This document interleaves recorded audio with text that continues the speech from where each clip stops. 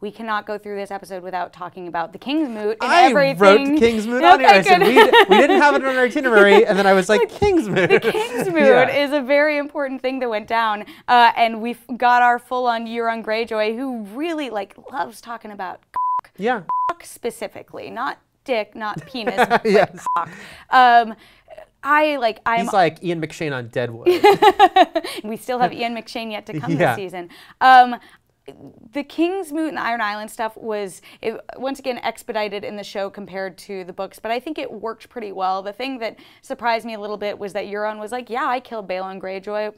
What's the big deal? And everyone's like, yeah. They're like, yeah, you're right. Like, he wasn't really doing too much. I'm very interested to see where this goes next, because this was a storyline that I was convinced they were not actually going to do on the show, and now we have Yara and Theon on the run with all the boats, and Euron without boats, but still with all of the Ironborn behind him wanting to go wed Dany. And with the pace of the show this season, now that he's telling everyone to start building those boats, I'm guessing they'll be done. They're going to be like halfway to Marine very next quickly. episode. I will say that was a sequence that was a little silly to me, only because of how the crowd, it was almost like a wrestling crowd or something, how quickly they could turn, like how, you know, Theon really had a great sort of speech about Yara and got the crowd like, yeah, and then Euron just kind of shows up as like, guess what, I killed the king and I'm awesome, and then they're like, yeah. Like, the Ironborn aren't exactly like the sharpest tools in the shed. Like, and Yara was right. They are very serious about everything going on with them, and no one else They even cares. have a crappy as hell crown. Yeah. They can't even make a good crown.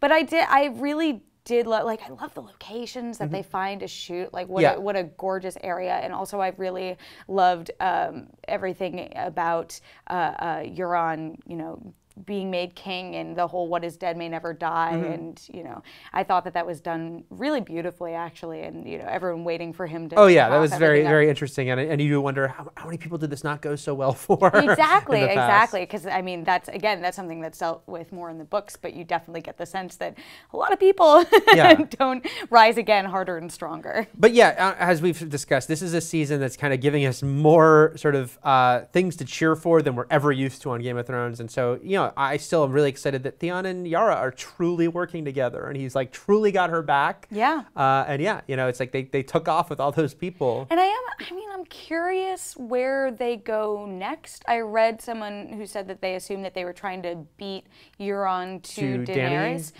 But, you know, there are a lot of other places that they could be useful. That is a good question, because, you know, Euron did have a good point about teaming up with Dany being a good idea that Yara did not raise.